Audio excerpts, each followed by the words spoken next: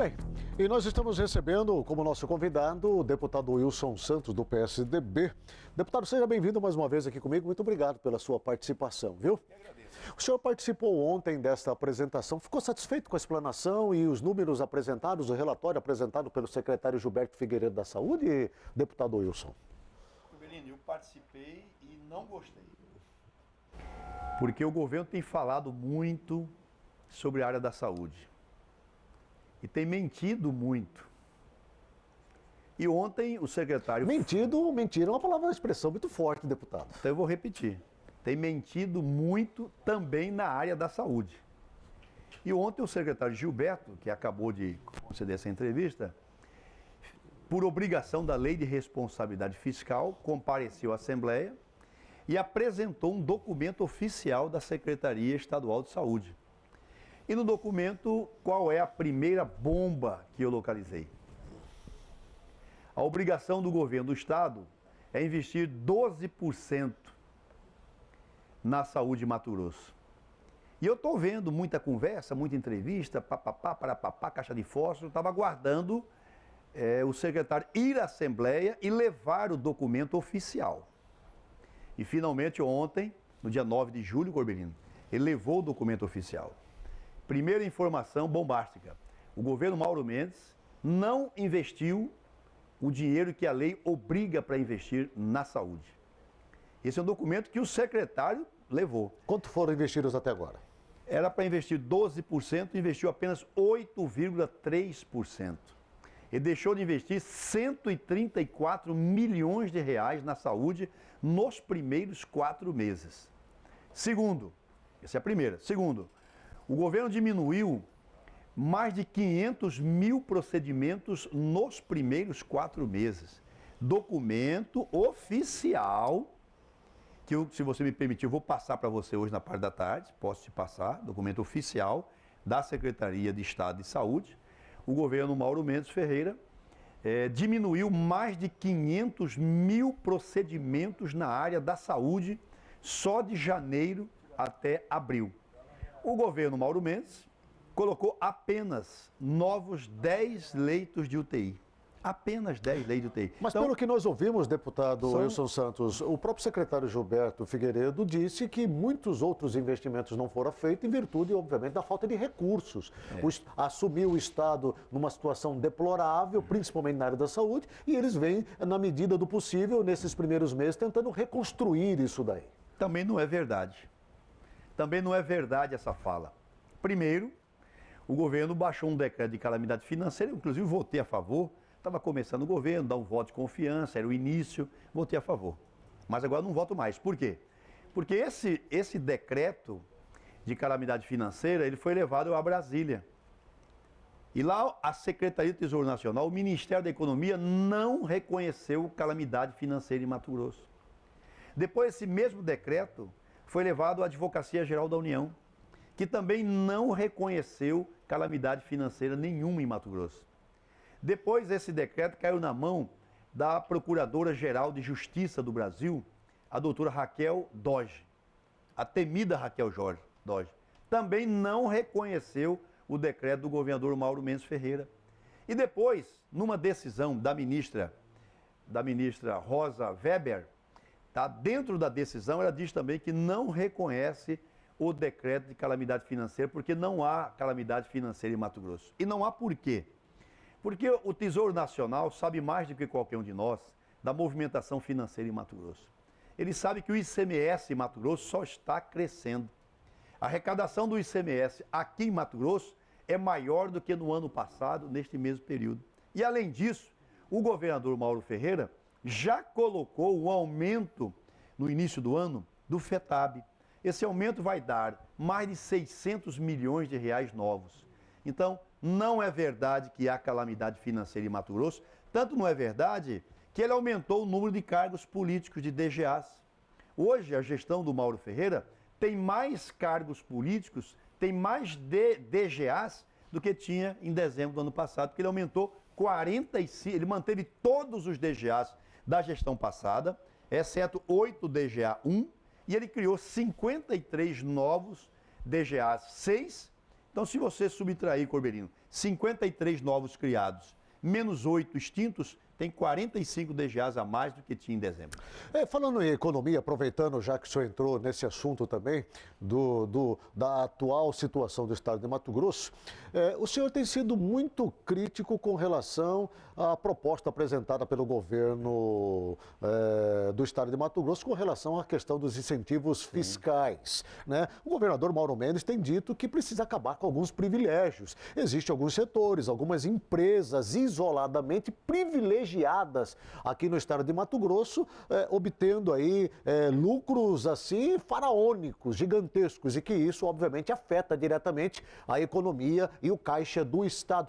Por que o senhor é contra esta proposta do governo, deputado Wilson Santos? Não, primeiro quero dizer que eu fui o primeiro em 2015 e 2016 a cobrar do governador Pedro Táxi que taxasse ainda mais o agronegócio. Eu concordo plenamente com essa segunda etapa sua.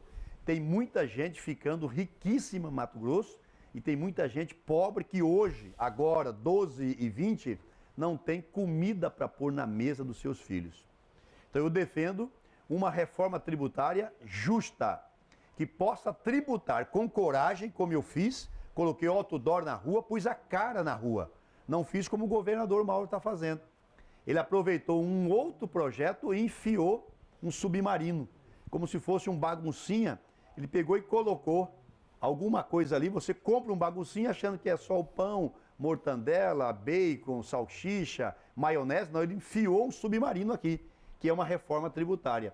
E eu acho, posso até estar errado, mas eu acho, Corbelino, que o Brasil precisa fazer a reforma tributária. E que nós temos que aguardar a reforma tributária nacional, tem que ser feita, e depois da reforma tributária nacional, os estados e o Distrito Federal passam a fazer a sua reforma tributária, sob pena de você fazer uma reforma antecipada e chocar com a nacional. Então, eu sou a favor da reforma tributária estadual e nacional, cada um no seu tempo. E fui eu que coloquei os outdoor na rua. Eu que coloquei a cara na rua, diferente do governador que aproveitou um assunto e enfiou um submarino. Mas essa questão dos incentivos fiscais não atinge diretamente só ao agronegócio, envolve os demais setores do estado de Mato Grosso, né? E o governador ele tem dito, olha, a intenção não é acabar com os incentivos, a intenção, obviamente, é equilibrar isso daí. Tem uns ganhando mais, outros ganhando menos, a coisa está meio bagunçada, isso vem acontecendo desde os governos anteriores, passando aí por Silval Barbosa, passando pelo governador Pedro Táxi, enfim, ele quer dar um basta nisso daí, né? O senhor não acredita que, de certa forma, isso se faz necessário nesse momento, uma vez que está se pensando em ajustar a máquina pública aqui no estado, acabar com os privilégios, acabar com esses interesses pessoalizados que até então nós estamos vendo acontecer? Corbelino, o governador poderia começar pelas empresas dele, né? Várias empresas dele têm incentivos fiscais desde 2003. Poderia dar um grande exemplo, né? Começar com a empresa dele, reduzir os incentivos fiscais para o grupo dele. Aí seria realmente algo que nós ficaríamos convencidos, né? Mas vamos ver, vamos aguardar. Eu propus no primeiro dia deste ano uma CPI na Assembleia, que é a CPI da renúncia fiscal e da sonegação fiscal, e que não recebeu apoio do governo do estado. Em nenhum momento o governador, ou mesmo o chefe da Casa Civil, ou o secretário da Fazenda, em nenhum momento veio a público e disse: o governo Mauro Mendes Ferreira apoia as investigações. Não houve isso até agora. Pelo contrário. Mas nós vamos insistir. Agora, em agosto, nós vamos retomar o trabalho. Por exemplo, na área do combustível, houve um empresário que foi lá depor na CPI e ele disse que só na área de combustíveis há mais de 450 milhões em sonegação. Só na área de combustíveis. É muito dinheiro. O Aldo Locatelli falou isso, está registrado publicamente. Nós estamos, então, investigando a área de combustíveis, estamos investigando a área de mineração, que nunca foi objeto de investigação, a garimpagem de ouro em Poconé, em Livramento, em Peixoto Azevedo, Diamante e Juína. Nós vamos investigar a área de frigoríficos, que, segundo Silval Barbosa, pagava propina para o Silval Barbosa, na gestão Silval Barbosa. E vamos investigar também o agronegócio.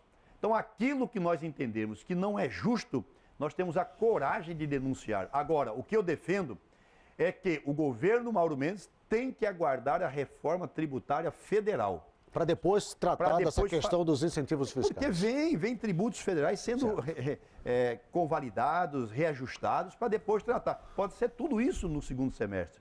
Tudo isso. Agora, o que eu não aceito é o que ele está pretendendo fazer. Aumentar a carne em 7%. Você que está me ouvindo aí, que come uma carninha moída, uma carne segunda, uma rabada, um osso de corredor, você que não consegue comer uma carne primeira, você ainda vai tomar mais 7 a 10% no lombo de aumento que o governador Mauro Mendes está impondo à sociedade. Haverá aumento para remédios. Você que é aposentado, prepara o lombo, vem aumento para remédios. Vem aumento para material de construção. Você que compra um cano aí, PVC, uma caixa d'água, uma descarga, uma torneira, vem aumento na área de materiais de construção. Mas isso está confirmado, porque não é isso que nós estamos ouvindo da parte do governo. Eu conversei, onde o senhor está sentado aí, dias atrás com o secretário da Fazenda, Rogério Galo, conversamos também com o governador Mauro Mendes, e eles insistem em dizer que não é aumento, apenas vai, obviamente, equilibrar essa questão da taxação aí dos incentivos fiscais, resolver essa questão definitiva, mais uma vez eu volto a dizer, que está descontrolada, né? Mas, saindo desse assunto aqui... Mas eu posso só responder sobre isso? Pode, à vontade. Da mesma forma como eles não tiveram coragem de apresentar um projeto específico sobre reforma tributária, não tiveram. Aproveitaram um projeto e enfiaram uma proposta escondida, não conversou com a sociedade, não dialogou com nenhum setor produtivo, aproveitou um projeto e colocou um submarino, colocou um cavalo de Troia, certo? E estão mesmo aumentando impostos. Talvez esse tenha sido o erro cometido aí, né? De não ter, obviamente, conversado com os setores antes de ter apresentado esta proposta. Agora eu quero sair desse assunto, que é polêmico também, para um outro, que é a paralisação da educação no estado de Mato Grosso, né? O senhor tem dito insistentemente, o governo do estado de Mato Grosso tem condições sim de pagar o aumento pleiteado pela categoria da educação no estado, tem condições sim de dar o RGA para os servidores da educação. E aí eu pergunto como? Porque o governo do estado de Mato Grosso apresenta números impactantes. A lei diz que o governo só pode gastar no máximo 40% daquilo que arrecada. E o governo apresenta uma conta, 49% com a questão dos salários, e apresenta uma conta, uma fatura onde já está sendo gasto 55% disso daí. A lei de responsabilidade fiscal, ela é implacável. O senhor já foi um gestor executivo, sabe muito bem como é isso. Que matemática é essa que lhe leva a dizer o governo tem condições de pagar? O senhor está sugerindo que o governo atropele a lei? O governo Mauro Mendes tem dinheiro em caixa para pagar, não paga porque não quer. E vou provar. O secretário Galo esteve recentemente, em maio, na Assembleia Legislativa, para prestar contas dos primeiros 4 meses de arrecadação e de despesa do governo do Estado. E lá ficou provado que há aumento do ICMS e que há aumento gigantesco do FETAB. Aumento do ICMS e aumento gigantesco do FETAB. Corbelino, só nesses 2 itens, ICMS, que é o Imposto sobre Circulação de Mercadoria e Serviços, nesse item ICMS, e FETAB, que é o Fundo Estadual, que deveria ser apenas para habitação e estradas e rodovias e transporte, o Brário Maggi autorizou pagar salários com esse fundo e depois desfigurar o fundo. Só com esses 2 itens, ICMS e FETAB, o governo Mauro Mendes vai receber este ano um incremento, um excesso de arrecadação que vai superar 1 bilhão e 200 milhões de reais. E o que é que os professores estão pedindo?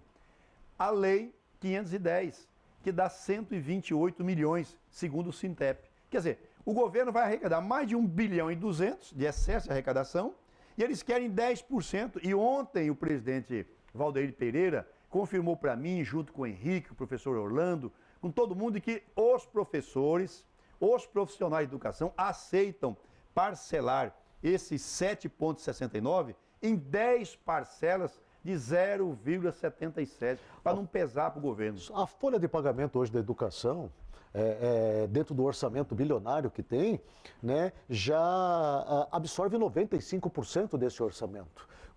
segundo o governo do estado, com esse aumento, obviamente, esses valores, percentualmente falando, iriam subir, chegando aí a mais de 100% do orçamento. Ou seja, né, não vê viabilidade nesse momento e nem condições para isso daí. Não Mas seria não paga o caso. pelo que é. Eu fui prefeito de Cuiabá. Você estava em Rondonópolis à época, assumi a prefeitura. Acompanhei a sua gestão aqui, pode ter certeza então disso. Então você vai dizer se é verdade ou se é mentira o que eu estou dizendo. Eu fui prefeito de Cuiabá e quando assumi Cuiabá em janeiro de 2005, todos os 13.500 servidores estavam em greve. Eles não recebiam salários há 3 meses. Há 3 meses. Eu peguei a prefeitura de Cuiabá em 56 dias.